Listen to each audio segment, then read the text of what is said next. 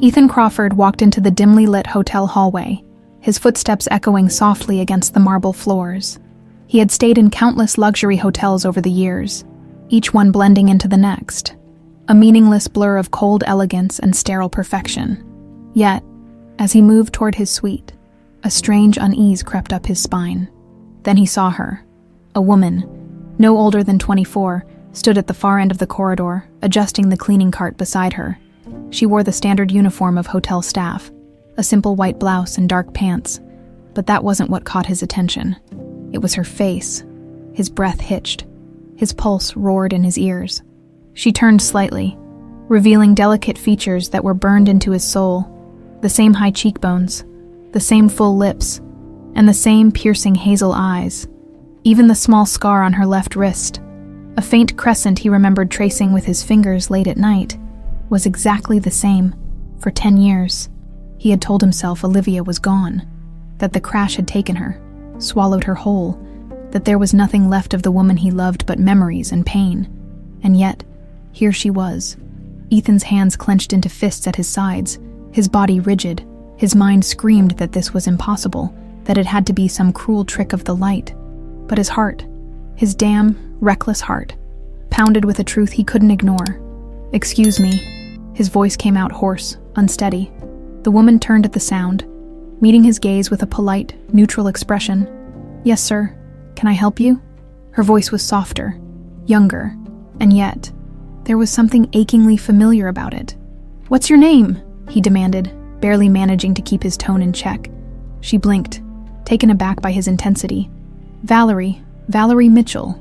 Valerie, not Olivia. His stomach twisted. It had to be a coincidence. A bizarre, impossible coincidence. But Ethan Crawford didn't believe in coincidences. "Are you sure?"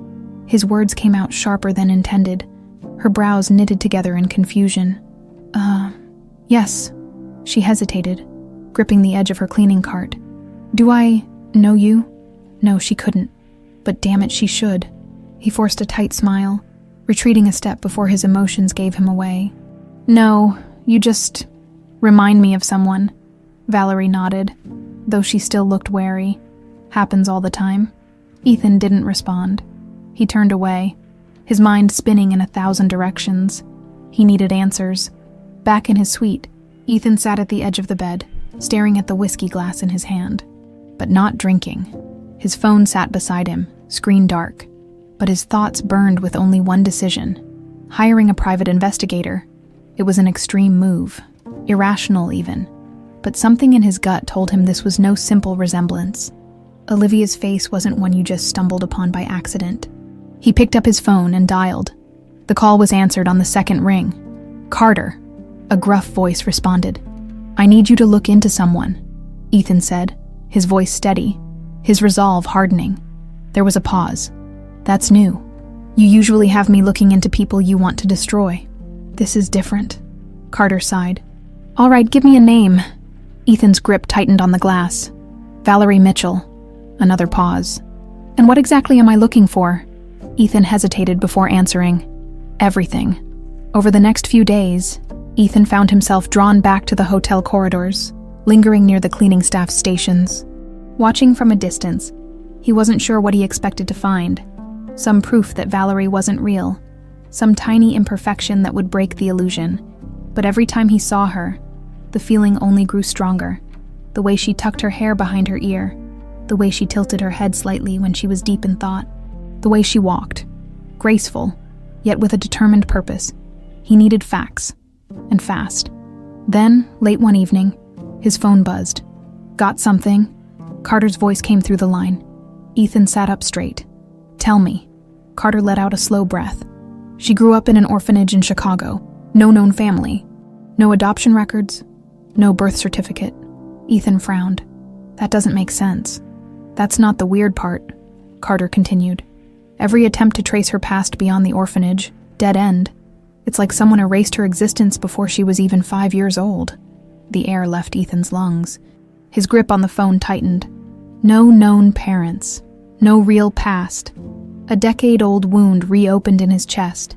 His wife had been pregnant when she died. Could it be? His heart pounded so hard he could hear it. For the first time in 10 years, something inside him woke up, and it wasn't grief, it was hope. Ethan barely slept that night. His mind was trapped in an endless loop, replaying every moment of the past few days. The moment he saw Valerie, the way she looked at him, unaware of the storm she had just unleashed, the words Carter had said over the phone. No known family, no records before the orphanage. None of it made sense. By morning, he was seated in his penthouse suite, staring at his phone, his fingers hovering over the screen. He wanted to call Carter back, to demand more information, but he knew better. Carter was thorough. If there was more to find, he would find it. Instead, he found himself leaving his suite, moving with a purpose he hadn't felt in years. He needed to see her again. He needed to confirm with his own eyes that she was real, that she wasn't some hallucination born from grief and exhaustion. When he reached the lobby, his gaze immediately swept the area. Housekeeping carts were lined against the wall near the elevators, the staff moving about in their routine. And then, there she was. Valerie stood near the front desk, speaking to another staff member, completely unaware of his presence. He took a deep breath and approached. She noticed him just as he was a few steps away, her expression shifting slightly. She recognized him, but there was no fear, only curiosity. "Mr. Crawford?" She greeted him, professional yet polite. "Do you need something?" He hesitated. His mind scrambled for an excuse, some reason to talk to her that didn't make him sound like a lunatic. He stopped himself. He couldn't ask about Olivia. He couldn't just come out and say that she looked like a dead woman, and he suspected she was his long-lost daughter. He needed a different approach. "I realized I was rude yesterday," he said smoothly. "I startled you, and I didn't introduce myself properly." Valerie blinked, tilting her head slightly. "That's okay." He extended a hand. "Ethan Crawford." She hesitated before shaking his hand. Her grip was warm but firm. "Valerie Mitchell." There was a small, awkward silence before she cleared her throat. "Are you enjoying your stay?" He almost laughed. The absurdity of the situation was suffocating. He had spent a decade haunted by his past, and now he was standing in front of a young woman who shouldn't exist. Exchanging pleasantries like this was any other day. "It's been interesting," he admitted. She smiled faintly. "We try our best." Ethan's gaze flickered to her wrist, where the faint scar rested against her skin. A scar Olivia had. A scar Olivia got when she cut herself as a teenager. He had been the one to press a cloth against it, to tell her it would heal but leave a mark. His stomach twisted. "You grew up in Chicago." The words left his mouth before he could stop them. Valerie stiffened slightly, a flicker of something crossing her face before she nodded. "Yeah, spent most of my life there. Family still there?" She hesitated. He caught it. "I don't really have one," she said after a moment. "It was just me. Grew up in an orphanage." His chest tightened. "You don't know anything about your parents." She exhaled, shifting her weight from one foot to another. "Nope. No records, no names, nothing. People told me I was left at the orphanage when I was a baby. But that's all I know." Ethan's mind reeled. This was real. This wasn't just some strange coincidence. This wasn't his mind playing tricks on him. This was her. She didn't know it, but she was his daughter. His voice almost failed him. "You never tried looking." She gave a small, humorless laugh. "Of course I did, but you can't find something that doesn't exist." Something in her words hit him like a hammer to the chest. The quiet resignation, the acceptance of a truth that had been fed to her for years. She really thought she didn't exist. Ethan clenched his fists at his sides, the fury building inside him. Someone had done this. Someone had erased her. Someone had taken her and thrown her into a life where she would never know the truth. He already knew who. Daniel. His hands itched to wrap around his brother's throat, to tear the truth out of him. Valerie glanced at the clock on the wall and sighed. "I should get back to work. It was nice meeting you, Mr. Crawford." His eyes snapped back to her. He didn't want to let her go. He didn't want her to disappear back into the routine she had been forced into, completely unaware of how much she mattered. But he nodded. Likewise. She offered him a small smile before walking away. Ethan stood there, watching her disappear down the hallway, his chest burning with a mixture of rage and determination. He wouldn't lose her again. Back in his suite, he picked up his phone and dialed Carter. The investigator answered on the first ring. What? Dig deeper, Ethan ordered. I need everything. I don't care how buried it is. Find it. Carter was silent for a moment before responding. I was already ahead of you, and you're not gonna like what I found. Ethan braced himself. Tell me. There was a long pause. Then Carter spoke, his tone dark. Her records weren't just lost, they were erased. Someone went through a hell of a lot of trouble to make sure Valerie Mitchell never existed before she was 5 years old. Ethan's blood turned to ice. That's not all, Carter continued. You said Olivia was pregnant when she died, right? Ethan's throat tightened. Yes, Carter exhaled. Then you might want to sit down for this. Ethan didn't sit. Because I think Valerie isn't just some girl who looks like Olivia. Carter's voice dropped to a near whisper. I think she is Olivia's daughter. Ethan closed his eyes. The ground beneath him felt unsteady, as if the entire world had tilted. He had spent 10 years believing he had lost everything. Now, he knew he had something to fight for, and God help whoever had tried to take her from him. Ethan paced his suite, his mind racing with Carter's words. Her records weren't just lost, they were erased. The weight of that truth pressed down on him like a vice. Someone, Daniel, had made sure Valerie never knew who she was. Someone had stolen her identity, her history, and buried it so deep she would never find it. But now, he would. He clenched his fists, breathing deeply, trying to steady himself. For 10 years he had lived in the shadow of grief, convinced there was nothing left to fight for. Now, he had something. Someone, his daughter, and he wasn't going to let this go. He grabbed his phone again. Carter, I don't care what it takes. I need solid proof. Find me anything that connects Valerie to Olivia. Anything that ties her to my daughter. Carter sighed on the other end. I'm already on it, but whoever did this. They were damn good. No paper trail, no hospital records, no birth certificate. If you're hoping for a document that says, Valerie Mitchell, daughter of Olivia Crawford, you're out of luck. Ethan gritted his teeth. He had expected that. Daniel would never have left something so obvious behind. But there had to be something. A mistake. A missed detail. A thread he could pull until the whole damn lie unraveled. What about the orphanage? Ethan pressed. There was a pause. That's where things get weird, Carter admitted. She was left there when she was about 5, but no one knows by who. No names, no faces, just poof.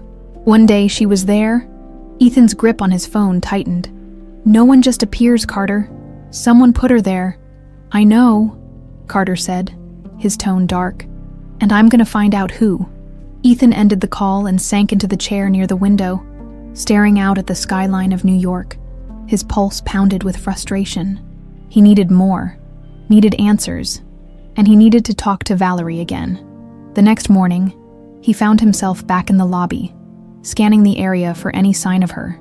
He spotted her near the elevators, pushing a cleaning cart down the hallway. She looked different in the daylight, less like Olivia, more like her own person, but the resemblance still clawed at him, still made his breath hitch in his throat. He approached, and this time, she saw him coming. Mr. Crawford, she greeted, her voice careful. Is everything all right? No, everything was not all right. Nothing had been all right for a decade, but he forced a polite smile. I was hoping to talk to you. She hesitated, glancing down the hall. I'm kind of working. This won't take long. Valerie sighed, setting her rag down on the cart. Okay, what's up? Ethan studied her, choosing his words carefully. He couldn't overwhelm her, couldn't let his emotions take over. He needed her to trust him. I want to help you, he said simply. Her brows furrowed. Help me with what? Finding out who you really are. Her expression turned guarded, her posture stiffening. I already told you, there's nothing to find.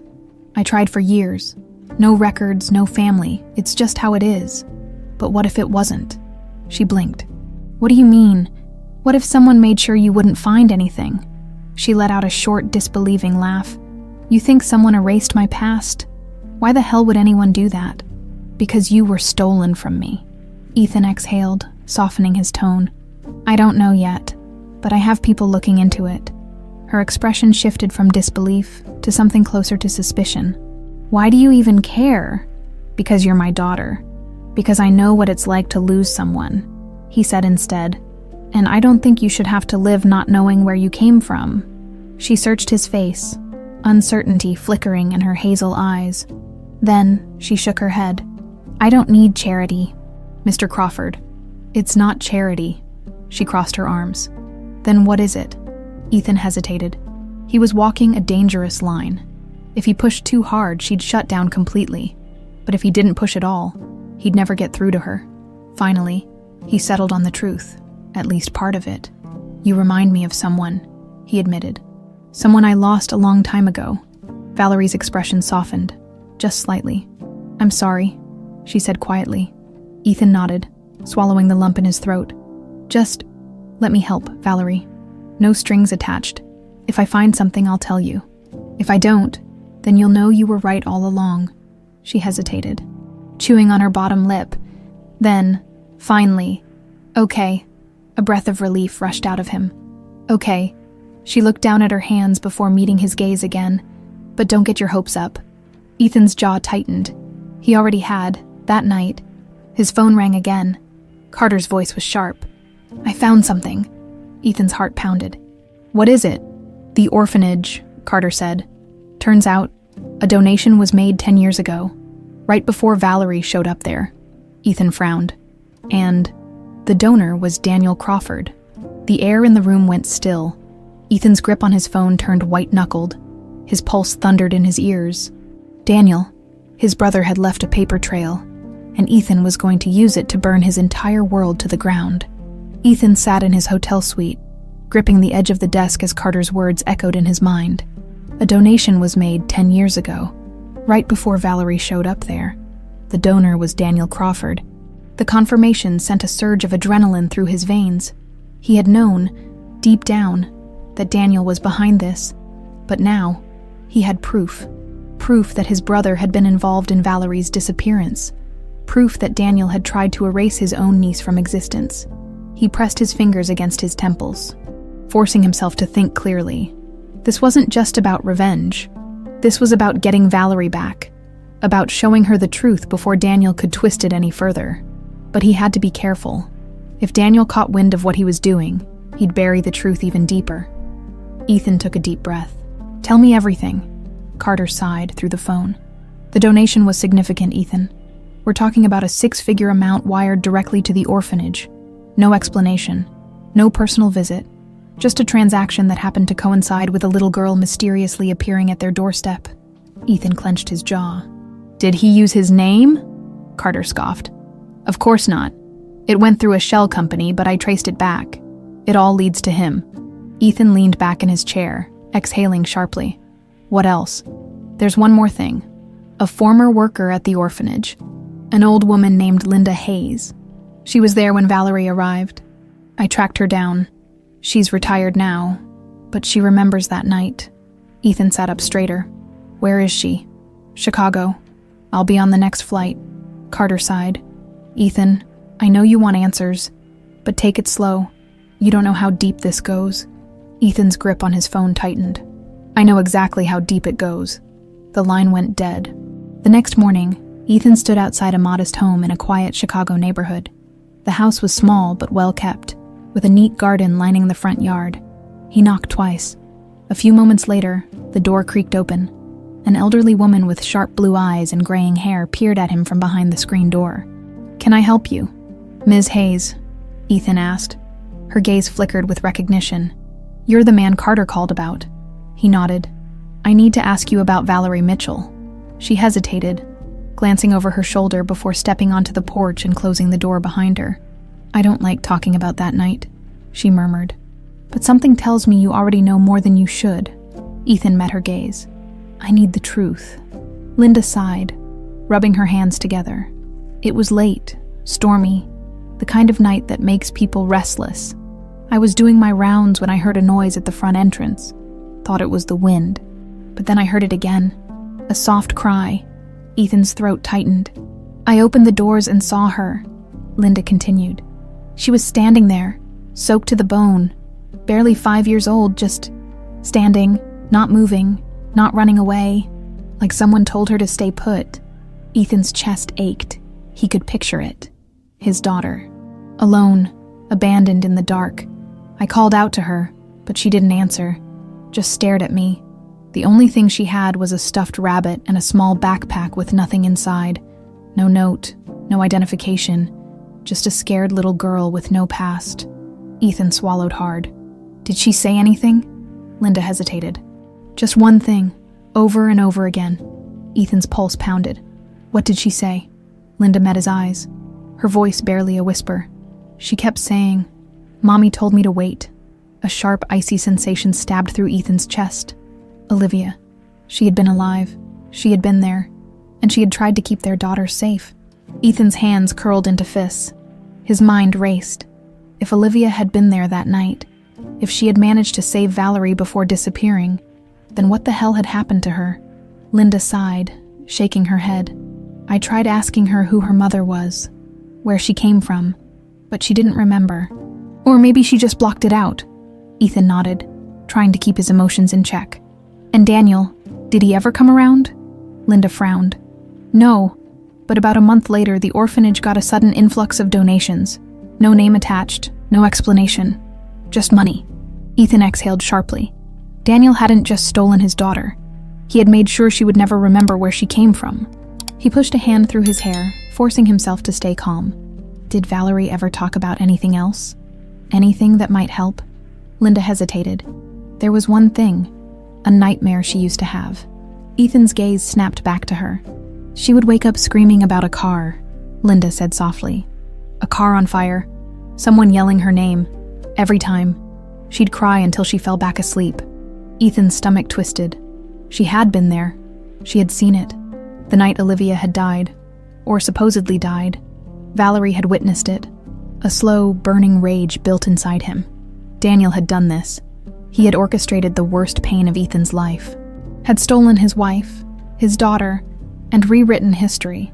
But now, Ethan had a thread, a memory, a piece of the puzzle that Daniel had tried to bury, and he was going to pull until the whole damn thing unraveled. Linda touched his arm gently. I don't know who you are to her, Mr. Crawford, but if you're here after all this time, it must mean something. Ethan met her gaze, his voice firm. She's my daughter. Linda's eyes widened, but she said nothing, just nodded slowly. Ethan stood. Thank you. She hesitated. What are you going to do? He turned, his jaw tight. Find out if her mother is still alive. And if she was, he was going to bring Olivia home. Ethan boarded the earliest flight back to New York, his mind racing with everything Linda had told him. Valerie had been there the night of the accident. Olivia had been alive long enough to tell their daughter to wait. And Daniel, his brother, his own flesh and blood, had ensured she never remembered. He gritted his teeth, gripping the armrests as the plane began its descent. He had spent 10 years drowning in grief, believing his world had been shattered beyond repair. But now the pieces were coming together. Olivia might still be out there. And if she was, he was going to find her by the time he arrived at his hotel. The sky had turned a deep shade of gray. The storm brewing outside felt fitting. His entire life had turned into a whirlwind of buried secrets and stolen truths. He barely made it to his suite before pulling out his phone and dialing Carter. The investigator picked up after a single ring. Tell me you have something. I have more than something, Carter said, his voice laced with urgency. I pulled every hospital record within a 50-mile radius of where Olivia's accident happened. Every morgue report, every police file. You know what I found. Ethan held his breath. Nothing, Carter continued. No body, no official confirmation of death, just a report saying her vehicle was found burned beyond recognition. Ethan's pulse pounded. You're telling me they never found remains? That's exactly what I'm telling you, Carter confirmed. Whoever staged that crash wanted you to believe she was dead, but they never actually produced a body. Ethan ran a hand over his face, trying to steady himself. So where the hell did she go? Carter exhaled. That's the question, isn't it? Ethan paced the room, his mind spinning. Daniel had to be involved. He made sure Valerie disappeared. What if he did the same to Olivia? That's what I'm thinking, Carter admitted. I checked into Daniel's financials from that time. There was a withdrawal from one of his private accounts right after the accident. A big one. Ethan stopped pacing. How big? Enough to pay someone to make a person disappear. Ethan's grip tightened around the phone. Do you have a name? Not yet, Carter admitted. But I have a lead. Ethan inhaled sharply. Where? There's a man. Used to be a private contractor. Real ghost type. Did work for people who wanted things off the record. His name's Marcus Tate. Ethan's jaw clenched. Where is he? Last known location, Texas. Ethan froze. Texas. The same place where Olivia's trail had gone cold. He exhaled slowly, his heart pounding. Find him, Carter scoffed. Already on it. Ethan ended the call and dropped onto the couch. Pressing his fingers against his temples, he had spent the past decade believing Olivia had been taken from him in the cruelest way imaginable. Now, he was beginning to suspect she had been stolen. And if she was still out there, a soft knock at the door pulled him from his thoughts. He hesitated before standing, crossing the room in long strides.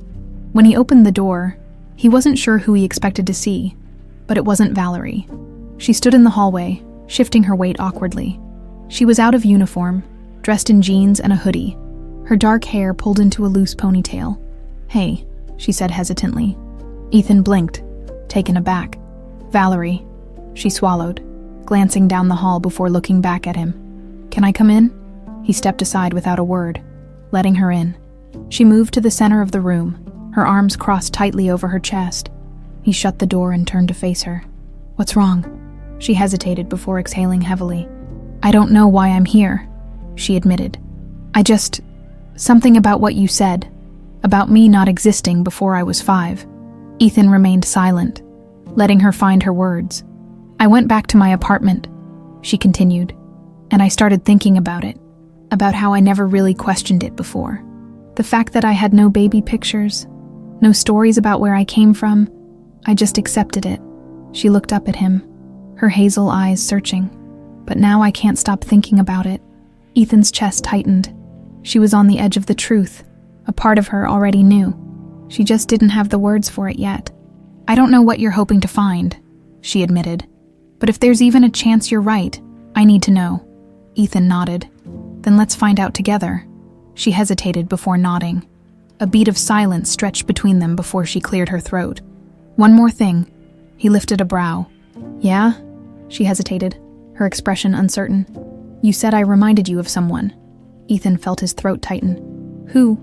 She asked softly. He exhaled slowly. My wife. Valerie blinked, surprised. Oh. She died 10 years ago, he continued, in a car accident. Something flickered in her eyes.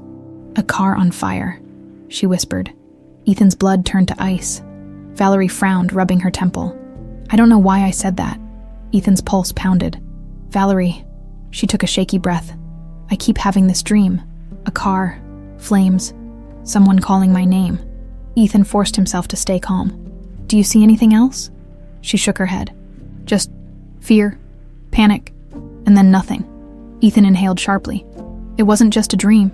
It was a memory, and it meant she had been there that night. He stepped closer, his voice steady. What if I told you that wasn't just a dream? She stiffened. What do you mean? Ethan met her gaze. What if I told you that was real? She stared at him, her expression unreadable. And then, in the quiet of the hotel suite, she whispered the words that would change everything. I think I already knew. Ethan felt his breath hitch. She didn't know why, didn't know how, but deep down, she had always felt it, like a puzzle missing a piece she had stopped trying to find. Now, that missing piece was falling into place, and Ethan was going to make sure she found the rest. Ethan watched as Valerie sat on the couch, her fingers gripping the fabric of her hoodie like it was the only thing grounding her. She had just admitted something neither of them could ignore. Deep down, she had always felt like something was missing, and now, the cracks in the story she had accepted her whole life were beginning to widen. She exhaled sharply, running a hand through her dark hair. I don't know what's happening. I don't know why I keep seeing these things in my head. Ethan sat across from her, his gaze steady. Because they're not just dreams, Valerie. She swallowed hard. Then what are they? Memories, he said simply. Her expression tightened. That doesn't make sense. How could I remember something that never happened? Ethan hesitated. He wanted to tell her everything. wanted to say the words, "You're my daughter," and finally piece together the truth for her. But she was already on edge. If he overwhelmed her now, she'd pull away. He leaned forward, keeping his tone calm. What if it did happen? What if you were there that night? She stared at him, searching his face for some sign of deception. Are you saying, I saw that accident? He nodded. I think so. Valerie pressed her fingers to her temples, squeezing her eyes shut. No, that's crazy. I was just a kid. I don't remember anything before the orphanage. Ethan exhaled slowly. Because someone didn't want you to. She went completely still. When she finally looked at him again, her voice was barely a whisper. What are you saying? Ethan clenched his fists. What if you weren't just some abandoned child? What if someone made sure you never knew who you were? Valerie swallowed hard. That's insane. Is it? He leaned back, studying her carefully. You told me yourself. No birth records, no history, nothing before the orphanage. You think that's normal? She didn't answer. Ethan continued. You said in your dream, someone calls your name. Who do you think it was? She hesitated, opening her mouth like she wanted to say something, then stopped. Frustration flashed across her face. I don't know, but Ethan knew. He took a slow breath, his heart pounding. I think it was your mother. Valerie flinched at the word. My mother. Yes. He paused before saying her name. Olivia. Her lips parted slightly, but no sound came out. The name didn't register any recognition in her eyes, but something in her posture shifted, like her body knew something her mind didn't. Ethan pushed forward. She was in that car, and I think she was trying to protect you. Valerie shook her head. That can't be right. I would remember something like that. Would you? He held her gaze. Or would someone make sure you forgot? She sucked in a sharp breath. Ethan watched as doubt and fear played across her features. He could see the war happening inside her. She wanted to dismiss it, to say it was impossible. But a part of her, maybe the part that had always felt lost, was listening. She exhaled, her voice barely audible. If that's true, then where is she? Ethan clenched his jaw. That was the question that haunted him the most. If Olivia had survived the crash, if she had been alive long enough to leave Valerie at the orphanage, then where the hell had she gone? I don't know, he admitted, but I'm going to find out. Valerie looked down at her hands, as if trying to process everything. Then, after a long silence, she whispered, and if she's dead? Ethan's stomach twisted. He had spent 10 years believing Olivia was gone, believing that she had died in that fire, and now, the possibility that she had survived was keeping him upright, if he allowed himself to think otherwise, to think that she had been alive only to die alone, without him, without their daughter. It would destroy him, so he refused to accept it. We don't know that, he said firmly. And until we do, I'm not giving up. Valerie met his gaze, something unreadable in her expression. She nodded slowly, like she was making a silent agreement with herself. Then, after another pause, she stood. I should go. Ethan's chest tightened. He wanted to stop her, to make sure she didn't shut down completely, but he could see it in her eyes. She needed space. He nodded. All right. She hesitated at the door, glancing back at him. If you find something, tell me. Ethan's throat felt tight, but he managed to say, I will. She left without another word. Ethan exhaled sharply, rubbing a hand down his face. His entire world had turned upside down in a matter of days, and he wasn't done yet. His phone buzzed. He picked it up without checking the caller ID. Yeah. Carter's voice came through the line. Urgent. You need to get to Texas. Ethan tensed. Why? I found Marcus Tate. Ethan straightened. And he knows something about Olivia. Ethan's pulse pounded in his ears. Carter continued. But you better hurry. Word is, someone else is looking for him too. Ethan didn't need to ask who. He already knew. Daniel, his brother, was still one step ahead, but not for long, without hesitation. Ethan grabbed his jacket and booked the first flight to Texas. He was done waiting for answers. It was time to get them himself. Ethan sat in the back of the car, his fingers tapping restlessly against his knee as the plane descended into Texas. He hadn't been here in years, not since the days when business deals and corporate expansions had been his priority. Now, the only thing that mattered was the truth. Carter was waiting for him just outside the small airport, leaning against a black SUV, arms crossed. His expression was unreadable, but Ethan could see the tension in his stance.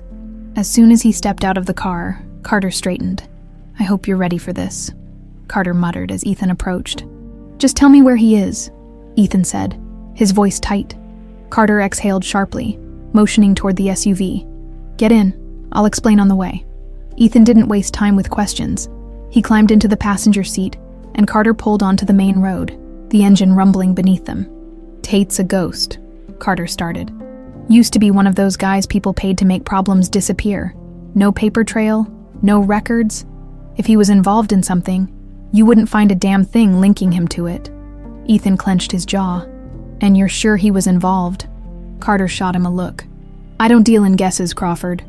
I deal in facts. And the fact is, Tate was in the area when Olivia's accident happened.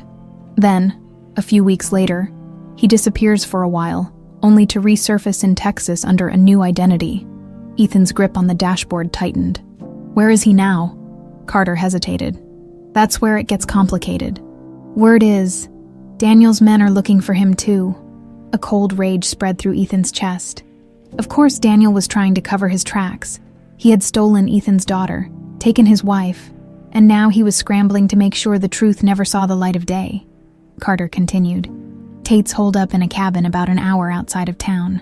I don't know if he'll talk, but I know one thing. If Daniel gets to him first, we'll never get answers." Ethan didn't hesitate. "Then we better get there first." Carter pressed harder on the gas, the SUV speeding down the open road. The drive was tense, neither man speaking as the city faded into the vast emptiness of the Texas countryside. The land stretched for miles, dusty roads, scattered trees, and the occasional rundown gas station. Ethan barely noticed any of it. His focus was on what lay ahead, as they turned onto a narrow dirt road. Carter slowed the SUV, eyes scanning the landscape. "That's it up ahead," he said, nodding toward a small, weathered cabin tucked between the trees. "No sign of Daniel's guys yet, but we're running on borrowed time." Ethan was already moving before Carter could finish. He stepped out of the car, his strides purposeful as he made his way to the front door. He knocked once. Firm, demanding, silence. He knocked again. Still nothing. Carter stepped up beside him. "We don't have time for this." Ethan didn't either. Without hesitation, he tried the door handle. It was locked. Carter let out a breath. "I guess we're doing this the hard way." A swift kick from Ethan sent the door crashing open. Dust filled the air as the door slammed against the wall. Inside, the cabin was dimly lit, the air thick with the scent of cigarettes and old wood. A table sat in the center of the room, cluttered with papers, an empty whiskey bottle, and a loaded gun. And standing in the corner, a man, Marcus Tate. His hair was graying, his face lined with age, but his eyes were sharp, calculating. He didn't look surprised to see them. If anything, he looked like he had been expecting this moment for a long time. "Crawford," Tate muttered, his voice rough. "Figured you'd come knocking eventually." Ethan took a step closer, his jaw tight. "Where is she?" Tate exhaled, rubbing his face. "Straight to the point, huh? I respect that." He nodded toward Carter. "You didn't tell him?" Carter crossed his arms. "I figured it was better coming from you." Ethan's patience was razor thin. "Tell me what?" Tate met his gaze. "Your wife was alive when I found her." The room spun. Ethan's hands curled into fists. "What did you do to her?" Tate held up a hand. "Nothing. That wasn't my job." "Then what the hell was your job?" Ethan's voice was dangerously low. Tate hesitated before answering. "To take her somewhere she'd never be found." Ethan's blood ran cold. "Who hired you?" Tate sighed. "Your brother." Rage exploded inside him. His muscles tensed, his breathing sharp. He had known deep down, but hearing it confirmed sent white-hot fury through his veins. Daniel hadn't just stolen his daughter. He had taken Olivia. He had planned this. Ethan's voice was deadly calm. "Where did you take her?" Tate exhaled. "A place off the grid.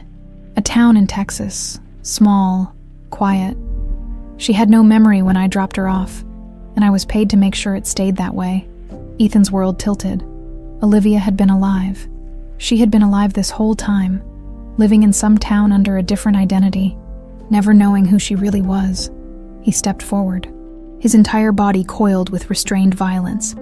"Give me the name of the town." Tate hesitated. "Look, Crawford, I get why you're angry, but you don't understand." Ethan grabbed him by the collar and slammed him against the wall. "The name," Tate coughed, eyes flickering to Carter. "You gonna let him kill me?" Carter shrugged. "I don't see a problem yet." Ethan's grip tightened. "Last chance." Tate let out a shaky breath. "Fairview." Ethan released him abruptly, stepping back as his mind raced. Fairview. That was where she was. Carter pulled out his phone. "I'll find the exact location." Ethan was already moving toward the door. His pulse roared in his ears. Olivia was alive. She was close, and after 10 years of living in the dark, he was finally going to bring her home. But as he reached the doorway, something caught his eye. Movement outside. Carter saw it too. "We've got company." Ethan turned to Tate. "Did you tell Daniel we were coming?" Tate scoffed. "Give me some credit. I'm not an idiot." Ethan didn't have time to argue. He looked out the window and saw the unmistakable shape of black SUVs approaching fast. "Daniel's men," Carter cursed. "Looks like your brother just got the memo." Ethan clenched his jaw. They had what they came for now. They just had to get out alive. Ethan's pulse pounded as he watched the SUVs barrel down the dirt road, kicking up a thick cloud of dust behind them. They had minutes, maybe less, before Daniel's men reached the cabin. Carter moved fast, already pulling a gun from his jacket. "We need to go, now." Ethan turned to Marcus Tate, his jaw tight. "You coming with us, or are you staying here to die?" Tate let out a sharp breath, rubbing a hand over his face. "Damn it," he muttered, grabbing his coat. "I didn't sign up for this." "Yeah, well, neither did I." Ethan shot back before shoving open the door. The air outside was thick and dry, the heat settling over them like a suffocating blanket. The SUVs were closing in, their engines roaring. Carter pointed toward the side of the cabin. "Back way, we can cut through the trees, circle to the car." They moved fast, boots crunching against the dirt as they ducked behind the small cabin. Ethan could feel the adrenaline burning through his veins, but his focus was razor sharp. They reached the tree line just as the SUVs screeched to a halt in front of the cabin. Doors swung open, and men poured out.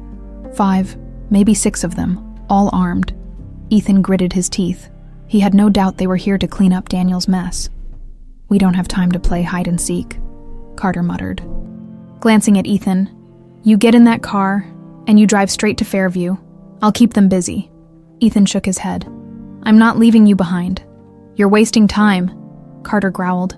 "This isn't about me. This is about your wife." Ethan hesitated, his entire body tense. Every instinct told him to stay and fight. But Carter was right. Olivia was waiting, and every second wasted here was another second Daniel had to get ahead of them. Tate shifted beside them, his voice low. "There's another road a mile down. If we cut through the trees, we can get to your car without them seeing us." Ethan exhaled sharply before nodding. "Fine, let's move." Carter gave him one last look. "Find her." Ethan didn't respond. He just turned and ran. The trees were dense, branches clawing at his arms as he pushed forward. Tate kept pace beside him, his breathing heavy but steady. They moved fast, weaving through the landscape as the shouts of Daniel's men echoed in the distance. By the time they reached the car, Ethan's muscles were burning. He threw open the driver's side door and started the engine, the tires kicking up gravel as he sped onto the road. Tate exhaled roughly in the passenger seat. That was close. Ethan barely heard him. His mind was already racing ahead. To the next step, to Fairview. To Olivia. The drive was tense, the silence thick with unspoken thoughts. Ethan gripped the wheel so tightly his knuckles turned white. Tate finally broke the silence. "I need to tell you something before we get there." Ethan's jaw clenched. "Now's not the time for games." "It's not a game," Tate muttered. "It's about her." Ethan shot him a glare. "What about her?" Tate hesitated, then exhaled. "She doesn't know who she is." Ethan stilled. Tate continued. "Whatever happened that night, whatever your brother did, she lost everything. Her memory, her past. When I dropped her off in Fairview, she was just blank." Ethan's stomach twisted. He had expected as much, but hearing it confirmed sent a sharp pain through his chest. She made a life there. Tate added quietly. She's not Olivia Crawford anymore. She's someone else.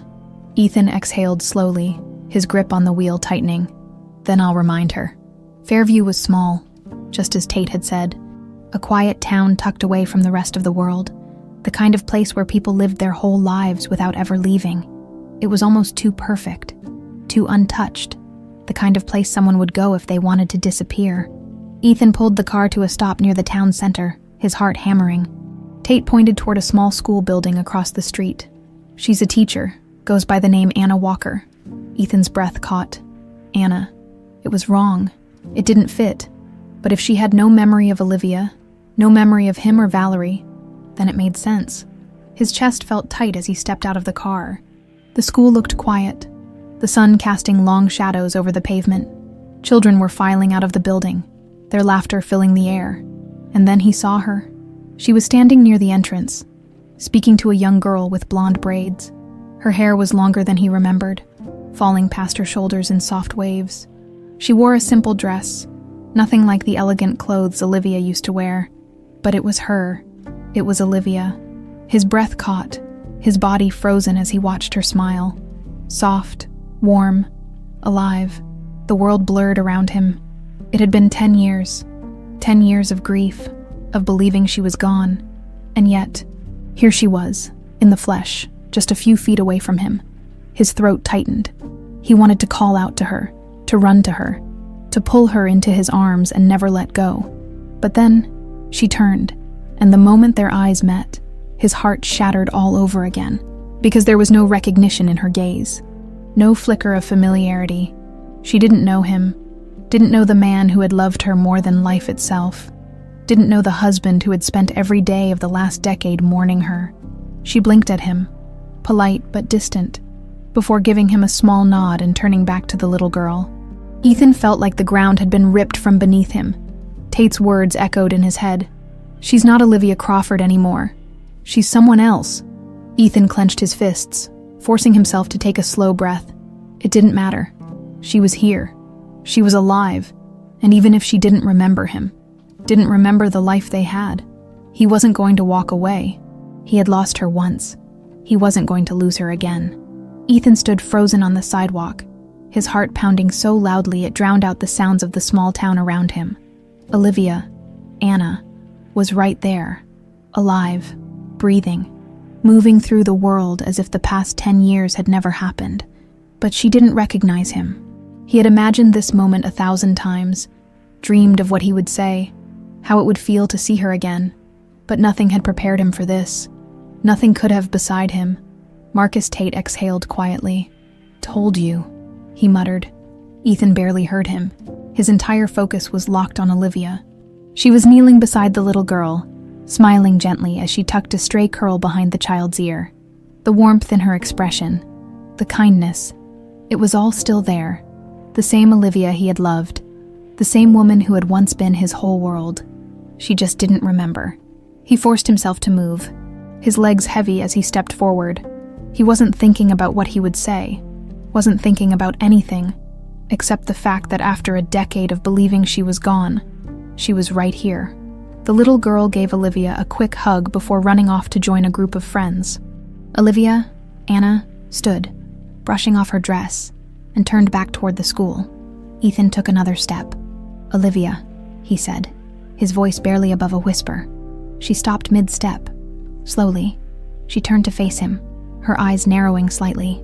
Excuse me. Her tone was polite but cautious. Ethan swallowed hard. Up close, the resemblance was even more striking. Every detail was the same. The shape of her lips, the way her brows arched slightly when she was curious, the small scar near her collarbone that she had gotten when she was 19. This was her. And yet, there was a wall between them. I'm sorry, she continued when he didn't immediately respond. Do I know you? The words cut deeper than he expected. He cleared his throat, forcing himself to keep steady. I thought you looked familiar. She studied him for a moment, tilting her head slightly, as if trying to place him. You're not from around here, are you? No. His voice was rough, barely controlled. I just got into town. Her gaze lingered on him, something flickering behind her eyes, but it was gone before he could grasp it. "Well," she said finally, offering a small smile. "Welcome to Fairview." He almost laughed. If she knew who he was, what they had been to each other, she would know how cruelly ironic those words were. She glanced at her watch. "I should get going. It was nice meeting you, Mr." He hesitated for only a second. "Ethan." Something flickered in her expression again, so quick he almost missed it. She nodded. "Nice to meet you, Ethan." And then she turned and walked away. Ethan stood there, watching as she disappeared through the doors of the school. His chest felt tight, his entire body rigid with the effort of holding himself together. Tate let out a low whistle beside him. "That went well." Ethan's fists clenched. "She doesn't remember. I told you that before we got here." Tate shoved his hands in his pockets. "But I also told you she built a life here. A life without you." Ethan inhaled sharply, trying to ignore the sting of those words. He turned to Tate. "Who else knows she's here?" Tate shrugged. "As far as I know, just me. But if Daniel's looking, it's only a matter of time before he figures it out." Ethan's jaw tightened. "Then I don't have time to waste." He wasn't leaving Fairview without her. Later that evening, Ethan found himself parked outside a small, modest house at the edge of town. It was quaint, nothing like the grand estates and high-rise penthouses Olivia had once known. A small front porch, warm light spilling from the windows, a single rocking chair swaying gently in the breeze. This was her home now. He exhaled slowly, gripping the steering wheel. He had spent 10 years believing she was dead. Now he was about to knock on her door. His hands felt unsteady as he stepped out of the car, his heart beat loud in his ears. He climbed the porch steps and knocked. Seconds passed. Then the door creaked open. Olivia, Anna, stood there in a simple sweater and jeans, her bare feet peeking out from under the fabric. Her expression was a mix of confusion and curiosity. "Ethan." The fact that she remembered his name sent a jolt through him. He nodded, his throat suddenly dry. She hesitated, glancing past him as if checking to see if he was alone. Then, after a beat, she sighed and stepped aside. "You should come in." He did, stepping into the warmth of the house. It was cozy, filled with soft colors and the faint scent of lavender, the kind of home she had always dreamed of. Simple, quiet. She crossed her arms, watching him carefully. "Why do I get the feeling this isn't just a coincidence?" Ethan exhaled slowly. He could lie. He could ease into it, pretend he was just passing through, but he was done with lies. "I came here looking for you," he admitted, her brow furrowed. "Why? Because I love you. Because I lost you. Because you're my wife." But he couldn't say that. Not yet. Instead, he met her gaze and said, "Because I think you deserve to know the truth." She stiffened slightly. "The truth about what?" He took a slow step closer, lowering his voice. "About who you really are." Silence stretched between them. She swallowed hard, her fingers tightening around the fabric of her sweater. "I know who I am." "No," Ethan said gently. "You don't." Something in her expression cracked, just for a second, before she quickly masked it. "I think you should leave." Ethan's chest ached. She was scared. He could see it in the way she held herself, the way her eyes darted toward the door like she was preparing to shut him out. But he wasn't going anywhere. "I lost you once," he said, his voice raw. "I'm not losing you again." Her breath hitched, and for the first time since he had found her, she looked at him not with polite distance, but with something deeper, something real. It wasn't recognition, not yet, but it was something, and it was enough. For now, Ethan didn't move, neither did Olivia. They stood in the middle of her small living room, an invisible wall between them. The air was thick with tension, unspoken words hovering just beneath the surface. She was staring at him, arms wrapped around herself like she was trying to hold something together. He knew that look, knew it because he had seen it before, years ago, when she was unsure of something but too stubborn to admit it. He took a slow breath. "I know this is overwhelming."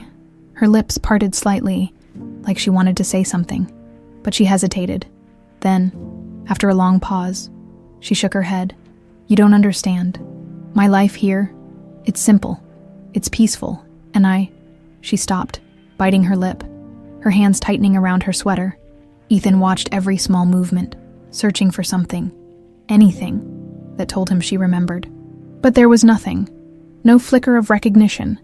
No shift in her expression that suggested his name meant more than just a stranger standing in her house.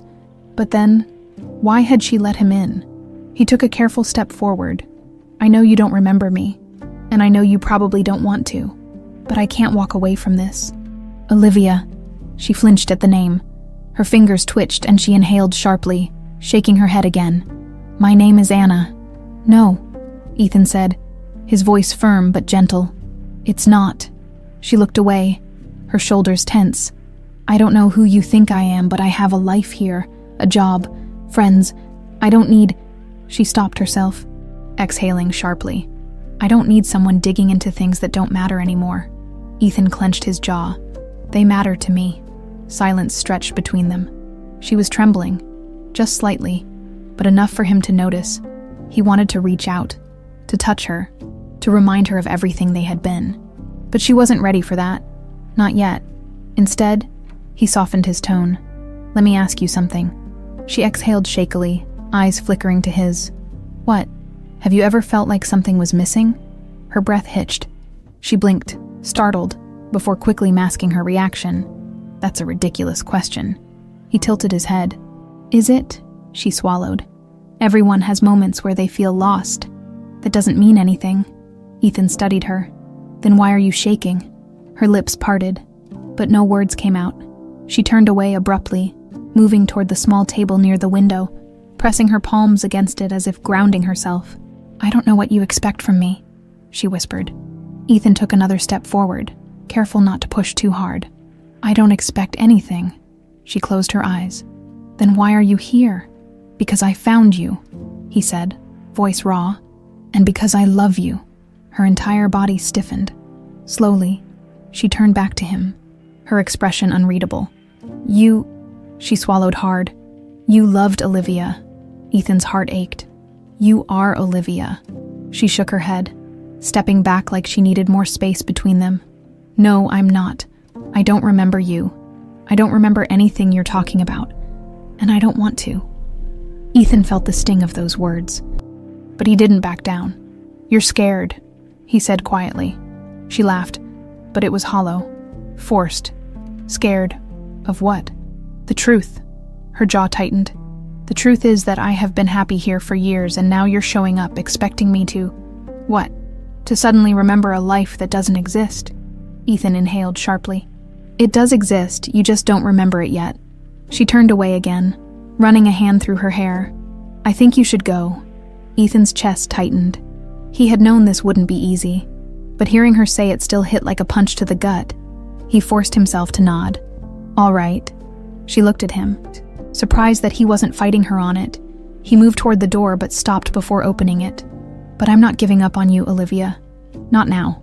Not ever. Her breath hitched, and for a brief moment, something flickered in her eyes. Something hesitant, something broken. But she said nothing. Ethan walked out, leaving her standing in the middle of the room, staring after him. The night air was cool against his skin as he made his way back to the car. Tate was waiting, leaning against the side of the vehicle, watching him with unreadable eyes. How'd it go? Tate asked. Ethan exhaled sharply. Ethan exhaled. She told me to leave. Tate nodded slowly. But you're not gonna... Ethan's jaw clenched. No, I'm not. Tate smirked. Didn't think so. Ethan stared back at the house, his mind racing. Olivia was in there, locked inside a reality that had been forced on her, and somewhere, buried deep beneath the surface, was the truth. He just had to find a way to bring it back. Tate pushed off the car, nodding toward the road. We should get moving. Daniel's probably already looking for you. Ethan's entire body tensed at the thought. If Daniel figured out that he had found Olivia, there was no telling what he would do. He turned to Tate. Then we make sure he never finds her. Tate raised a brow. You planning to hide her from your own brother? Ethan's expression darkened. No. He looked back at the house, his voice firm. I'm planning to take her back. Ethan couldn't sleep. Even after returning to the small motel on the outskirts of Fairview, his mind refused to slow down.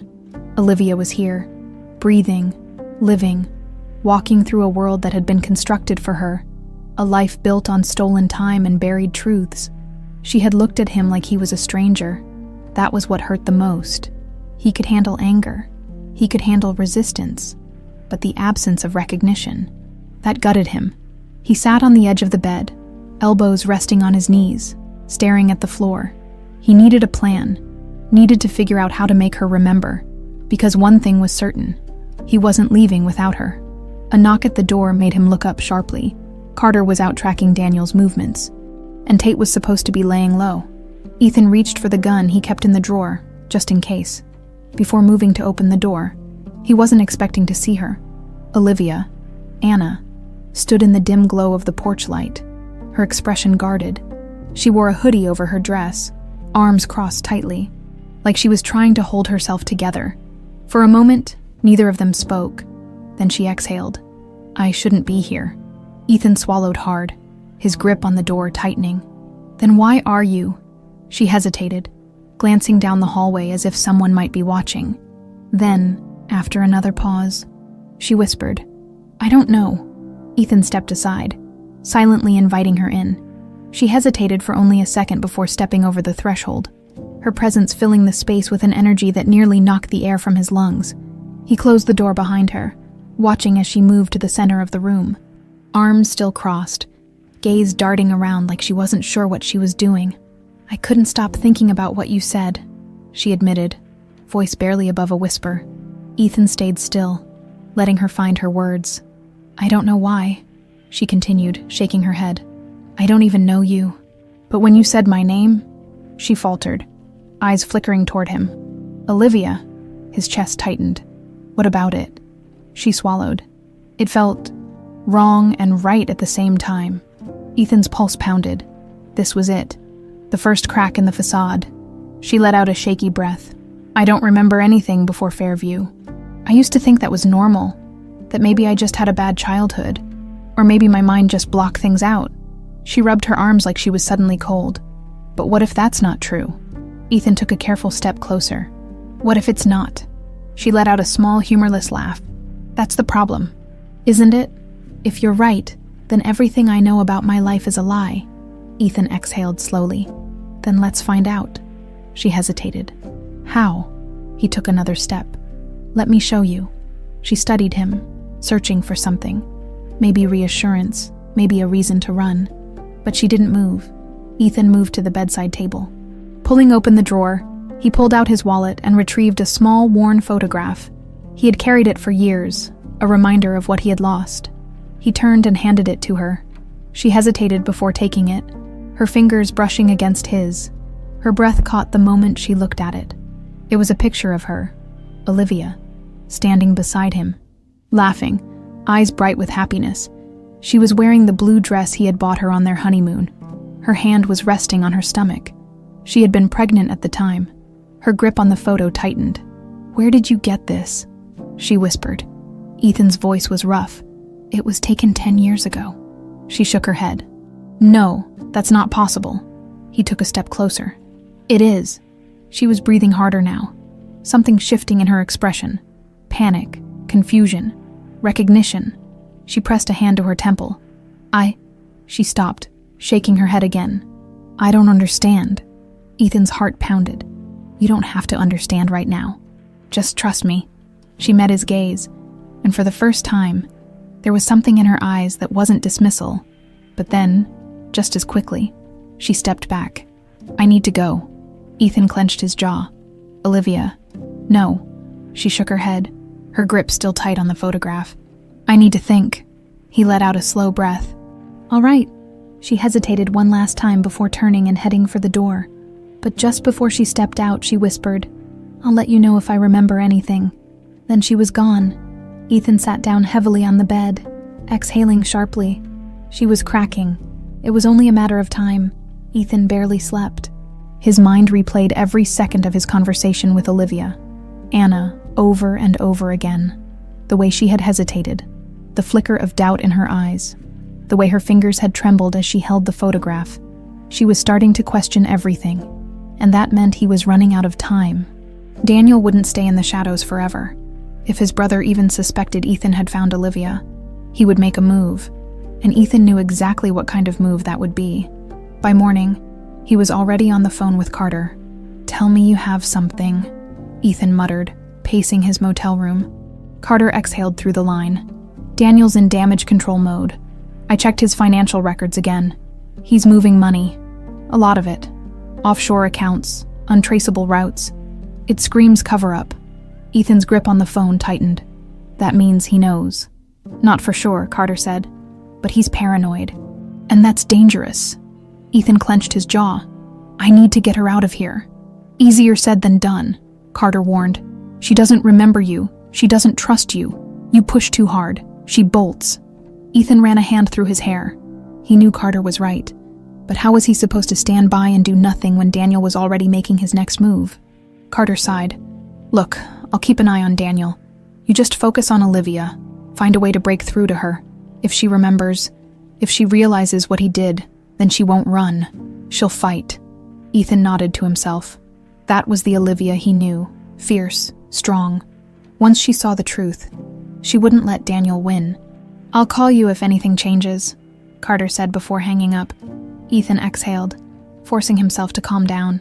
He had a plan. He just had to execute it. By the afternoon, he found himself back near Olivia's house. He knew he shouldn't push too hard, but he had to see her, had to make sure she was safe. She was outside, watering the small garden in front of her porch. The sight of her, so natural, so unaware of the storm circling around her, made his chest tighten. She noticed him before he could say anything. "You again?" she said, lowering the watering can. Her expression was wary, but not unkind. Ethan forced a small smile. "Hope I'm not pushing my luck," she sighed, brushing a loose strand of hair from her face. "I still don't know what to do with you." He took a slow step forward. "I can wait." She hesitated, then motioned toward the porch. "Sit with me." Ethan followed her up the steps. Settling beside her on the wooden bench, the air was warm, carrying the scent of flowers and fresh earth. For a moment, they sat in silence. Then Olivia exhaled. I looked at the photograph again. Ethan's pulse quickened. And she traced a finger over the fabric of her jeans.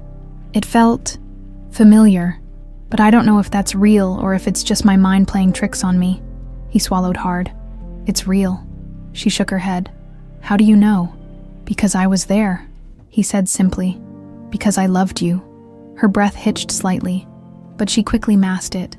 "That's the problem, Ethan. I wasn't there. At least, not that I can remember." She exhaled sharply.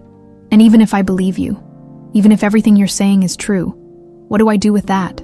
Ethan looked at her, his gaze steady. "You come with me." She froze. "What?" He leaned forward, voice low but urgent. "Come with me. Let me show you more. Let me help you remember." Panic flickered in her eyes. I can't just leave." "Why not?" Ethan pressed. "What's keeping you here?" She opened her mouth, then closed it. Her hands tightened into fists on her lap. "This is my life." Ethan softened his tone. "No, Olivia. This is a life that was given to you. A life someone else decided you should have." She inhaled sharply. "And if I go with you, what if I don't remember? What if I don't want to remember?" Ethan's chest tightened. That was his biggest fear, that she would choose the safety of the life she knew over the truth of the one she had lost. He met her gaze. "Then I'll let you go." She blinked. "You would, if that's what you want," he said quietly. "But I don't think it is." She looked away, her expression troubled. Silence stretched between them. Then she whispered, "Give me time." Ethan's throat felt tight, but he nodded. "I can do that," she exhaled, rubbing her arms as if trying to shake off a chill. "I should go inside." Ethan stood. "I'll be around." She hesitated, then nodded before stepping inside and closing the door. Ethan let out a slow breath. She wasn't ready yet, but she wanted to be, and that was enough. For now, Ethan sat in his car, watching Olivia's house from a distance, his fingers drumming restlessly against the steering wheel. Every part of him wanted to go back inside, to push harder, to make her remember faster. But he knew that wasn't how this worked. She had asked for time. He had to give it to her, but time was exactly what they didn't have. His phone buzzed, pulling him from his thoughts. He glanced at the screen. "Carter, tell me you have good news," Ethan muttered as he answered. "I wish I could," Carter replied, His voice clipped. Daniel just booked a flight. He's coming to Texas. Ethan's grip on the phone tightened. How long? Tomorrow. Afternoon arrival. That wasn't enough time. Ethan cursed under his breath, running a hand through his hair. He knows. He suspects, Carter corrected. But that's bad enough. You need to move. Ethan's jaw clenched. She's not ready. Carter exhaled.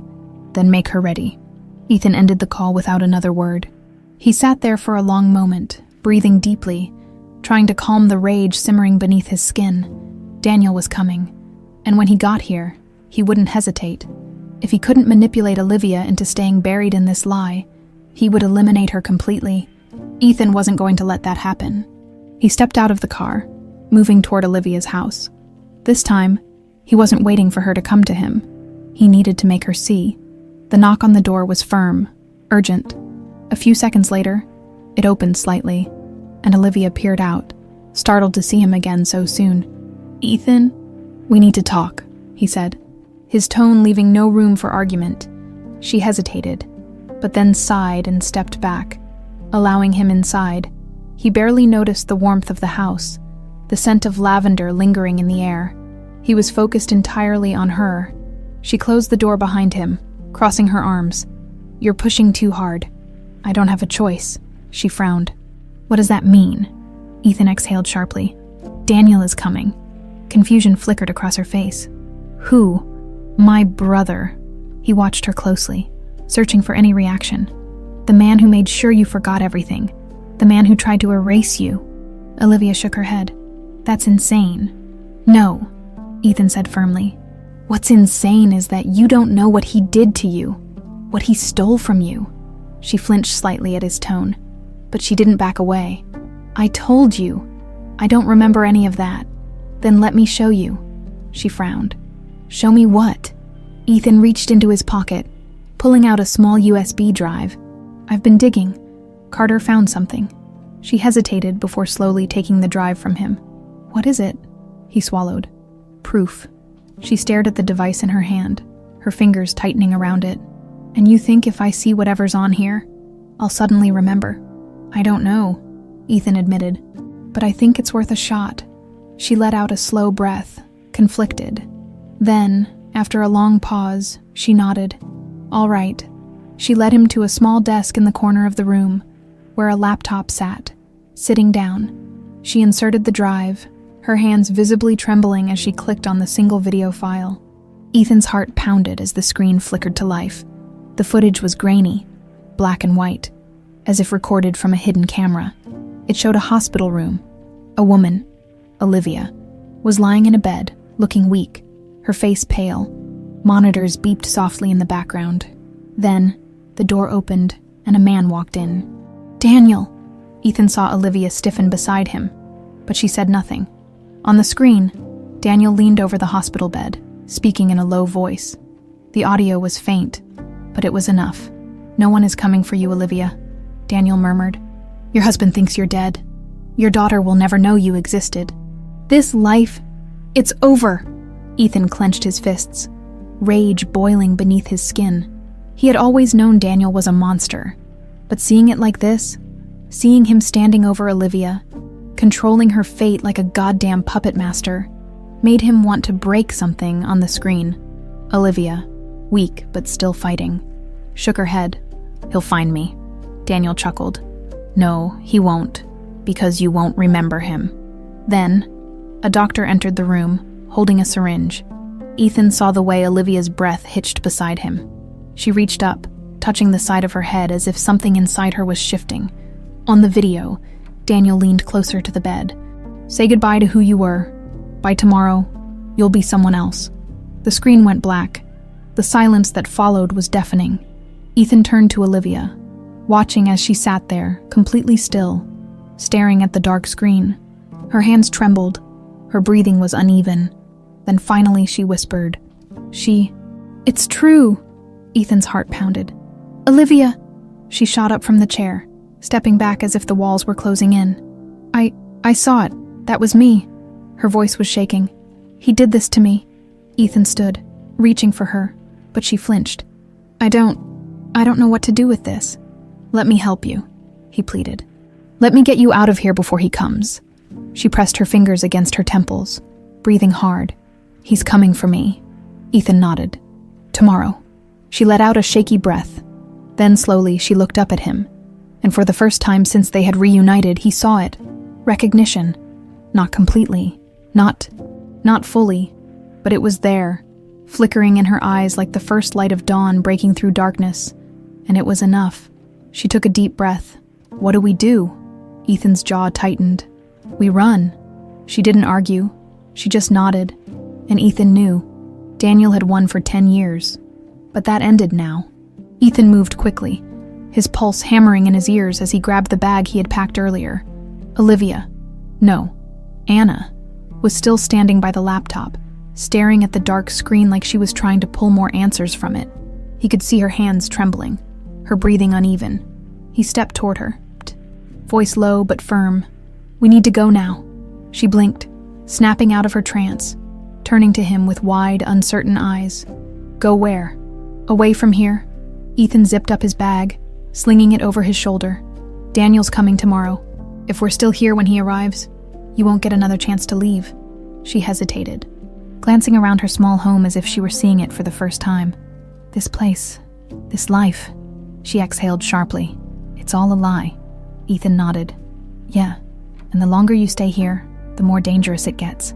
Her fingers curled into fists at her sides. "I should be angry. I should be furious. He took everything from me." Ethan stepped closer. "Then let's take it back." She met his gaze, something flickering in her expression. Resolve, anger, fear, a storm brewing beneath the surface. She swallowed hard. Okay, that was all he needed to hear. They moved fast. Olivia grabbed only what she could carry, a small bag with essentials, a few clothes. She hesitated at the doorway, looking back at the only life she had known for the past decade. Ethan could see the conflict in her eyes. He reached for her hand. "Come on." She let out a shaky breath, then nodded, stepping out into the night. The town was quiet. Too quiet. Every shadow felt like a threat. Every distant noise like footsteps trailing behind them. Ethan kept a firm grip on Olivia's wrist as they moved toward his car, parked a block away. As they reached the vehicle, Ethan glanced around once more before opening the passenger door. "Get in." She hesitated for half a second, then climbed inside. Ethan slid into the driver's seat, gripping the wheel. He exhaled slowly, then turned the key. Nothing. The engine didn't even try to turn over. Ethan cursed under his breath, trying again. Still nothing. Panic prickled at the back of his neck. Someone had been here. Someone had tampered with the car. Olivia tensed beside him. "What's wrong?" He clenched his jaw. "We've been compromised." Her breath hitched. "Daniel?" "I don't know." He scanned the empty street, his instincts screaming at him. They needed to move. Now. He grabbed his phone, dialing Carter. The line rang once before Carter picked up. "Tell me you're already on the road." "We have a problem," Ethan muttered. "The car's dead." Silence, then a sharp curse. "That's not good." "No kidding." Ethan ran a hand through his hair. "Where are you?" "Half an hour out." "We don't have half an hour." More silence. Then Carter's voice lowered. "Then you improvise." Ethan ended the call, shoving his phone back into his pocket. He turned to Olivia. "We need another way out." She swallowed hard, glancing around. "The bus station. It's small, barely used, but there should be one leaving in 20 minutes. It wasn't ideal, but it was something." Ethan nodded. "Let's go." They slipped out of the car and moved quickly, keeping to the shadows. The tension in the air was suffocating. Ethan could feel it, the weight of being hunted. They reached the bus station just as the old, rusted vehicle pulled into the lot. A few late-night travelers stood nearby. Barely paying attention, Ethan kept Olivia close as they approached the driver. 2 tickets, cash. The driver barely looked at them, nodding as he took the money. "Hurry up." Ethan ushered Olivia inside, scanning the passengers. A tired-looking mother with a toddler, an old man dozing near the window, a teenager with headphones. No one looked suspicious. They took a seat near the middle. Olivia gripped the bag in her lap, her knuckles white. Ethan exhaled, trying to shake the feeling crawling up his spine. Something wasn't right. The bus doors closed with a loud hiss. The driver shifted into gear. The vehicle lurched forward. Ethan forced himself to relax, but only slightly. Then, just as the bus pulled onto the road, Olivia gasped. Ethan followed her gaze out the window. A black SUV parked near the station, a figure standing beside it, watching them. Daniel. Ethan's blood turned to ice. Olivia's breathing hitched. He's here. Ethan grabbed her hand. It doesn't matter. We're gone. She turned to him, her eyes filled with a mixture of fear and something else. Determination. Daniel had spent a decade controlling her life, but not anymore. They were free. For now, Ethan kept his grip tight on Olivia's wrist. Feeling her pulse race beneath his fingers, he forced himself to breathe evenly, to stay calm, but every fiber of his being screamed at him to act. Daniel had found them. From the window of the moving bus, Ethan watched as the black SUV sat idle, Daniel's silhouette visible in the dim glow of a nearby street lamp. He wasn't moving, just watching. Olivia let out a shaky breath. What do we do? Ethan clenched his jaw, his mind working through every possible scenario. The bus was moving, putting distance between them, but Daniel wouldn't just let them go. He had resources. He had people. He had ways of making sure they never got far. And if there was one thing Ethan knew about his brother, it was that he never left loose ends. He turned to Olivia, keeping his voice low. We stay quiet. We stay calm. If we panic, we make mistakes. She nodded, but her fingers tightened around the strap of her bag. He could see the tension in her shoulders, the fear in her eyes. She was trying to be strong, but this was too much, too fast. The bus rumbled along the dark highway, the passengers lost in their own worlds. A woman near the front was nodding off, her head tilting against the window. A teenage boy scrolled through his phone, his music barely audible through his headphones. No one was paying attention to them, but Ethan couldn't shake the feeling that they weren't safe. He leaned closer to Olivia, speaking just above a whisper. Daniel won't stop. He'll use whatever he has to track us. He probably already has people watching the bus routes. She swallowed hard. So what do we do? Ethan glanced at the road ahead. They were coming up on a gas station, a lone beacon of flickering neon in the vast emptiness of the Texas night. We get off before he expects us to, Ethan murmured. She frowned. But this bus is taking us out of town, which is exactly what he'll be expecting, Ethan countered.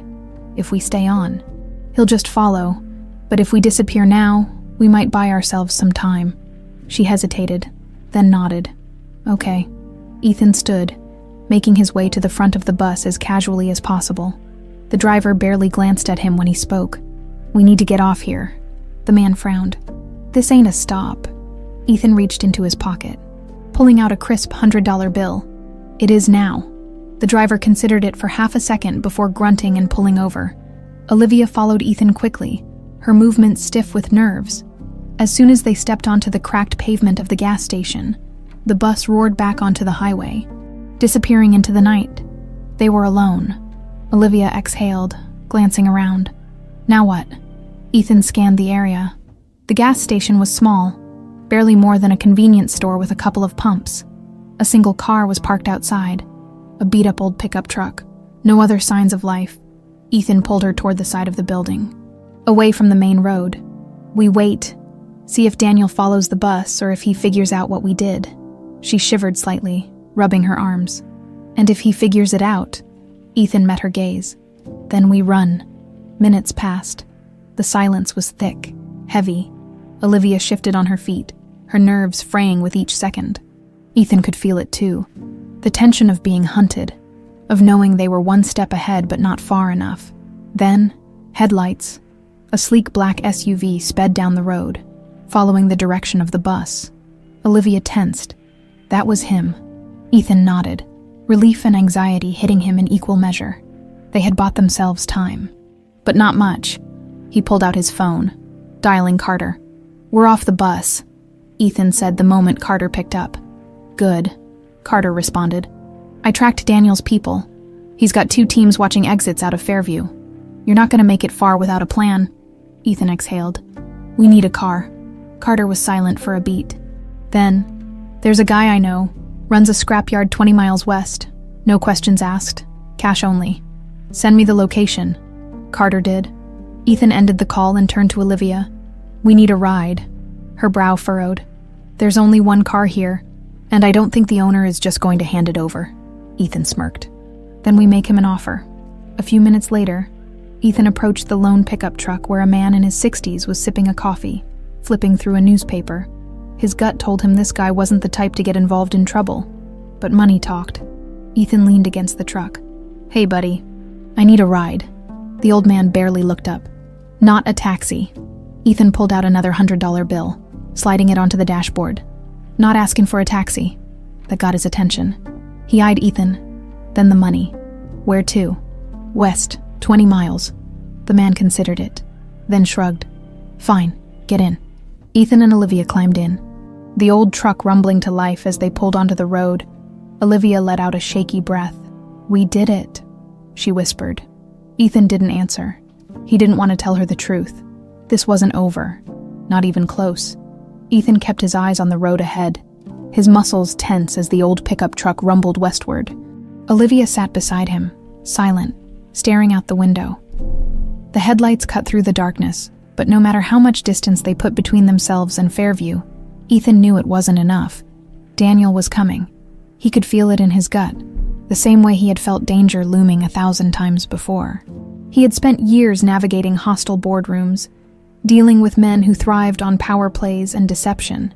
But Daniel wasn't just another corporate adversary. He was family, and that made him more dangerous than anyone Ethan had ever faced.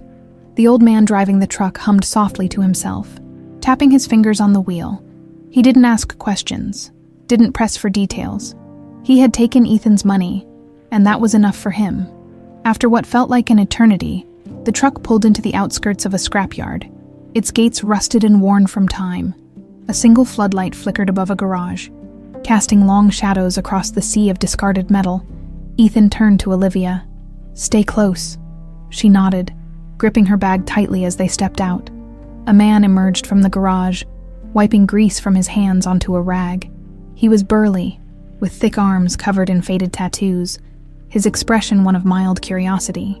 He sized up Ethan with a glance, then looked past him to Olivia. You Carter's guy? The man asked. Ethan nodded.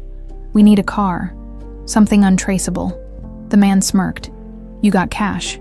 Ethan reached into his pocket, pulling out a thick stack of bills. He didn't have time for negotiations. Take what you need. The man whistled low, flipping through the money. Looks like you're in a hurry. You have no idea, Ethan muttered. The man nodded toward the lot. Follow me. Ethan kept a firm hand on Olivia's back as they moved deeper into the scrapyard. The air smelled of rust and oil, and the distant sound of metal clanging echoed through the night. The man led them to a dark-colored sedan. Nothing fancy, but sturdy. This'll get you where you need to go. No plates, no registration. Perfect, Ethan said, handing over the cash. But before he could reach for the driver's door, a sound cut through the stillness, the distinct crunch of tires on gravel. Ethan turned sharply. Headlights appeared at the entrance of the scrapyard. His stomach dropped. The SUV was sleek, its black paint reflecting the dim light of the scrapyard. It came to a slow, deliberate stop, and the doors opened. Daniel stepped out.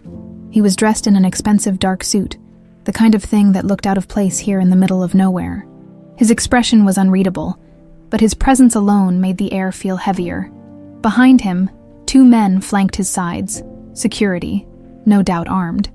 Olivia inhaled sharply beside Ethan, her fingers gripping his arm. Daniel smiled. Little brother, you've been busy. Ethan positioned himself in front of Olivia. His heart pounded, but he kept his voice calm. You shouldn't be here, Daniel. Daniel chuckled, stepping forward. Come on. You didn't really think you could run forever, did you? Ethan clenched his fists. We're leaving. Daniel tilted his head, feigning amusement. Are you? And where exactly do you plan to go? You think you can just take her and start over? Ethan's jaw tightened. That's exactly what I'm going to do. Daniel sighed, rubbing his temple like he was dealing with a stubborn child. Ethan, this isn't a negotiation. She's not leaving. Olivia stiffened. You don't control me. Daniel's smile faltered for a split second, but he recovered quickly. You don't even know who you are. I do now, she said, her voice stronger than before. Ethan felt a surge of pride. She wasn't running anymore. She was standing her ground. Daniel exhaled, looking genuinely disappointed. "I didn't want it to come to this." He nodded toward his men. One of them reached into his jacket. Ethan moved before he even had time to think.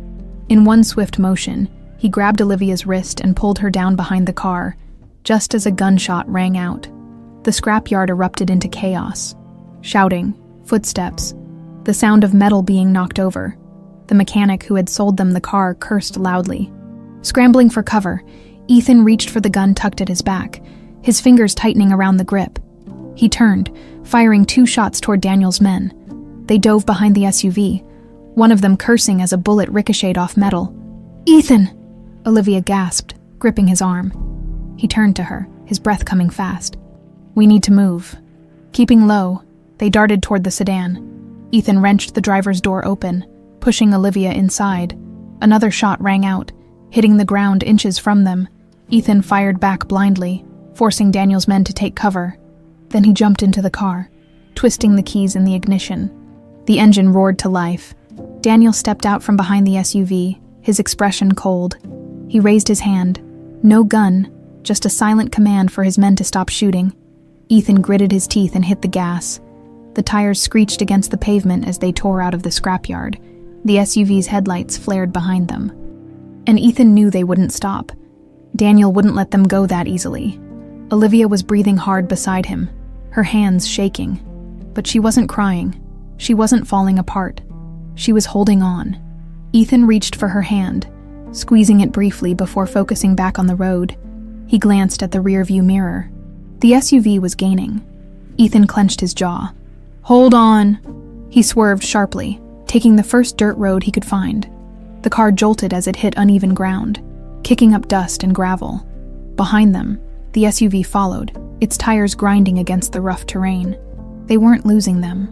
Ethan's mind raced. He needed an edge. Up ahead, the road split. One path led to an open field. The other disappeared into dense trees. Ethan made his choice. He veered right, plunging into the forested path. Branches scraped against the sides of the car, the headlights bouncing wildly as they navigated the rough terrain. The SUV hesitated, then it followed. Olivia clutched the seat. "Ethan, I know. They needed to end this." Up ahead, the road curved sharply. An idea hit Ethan like lightning. He took a deep breath. Then, at the very last second, he yanked the wheel hard to the left, slamming the brakes at the same time.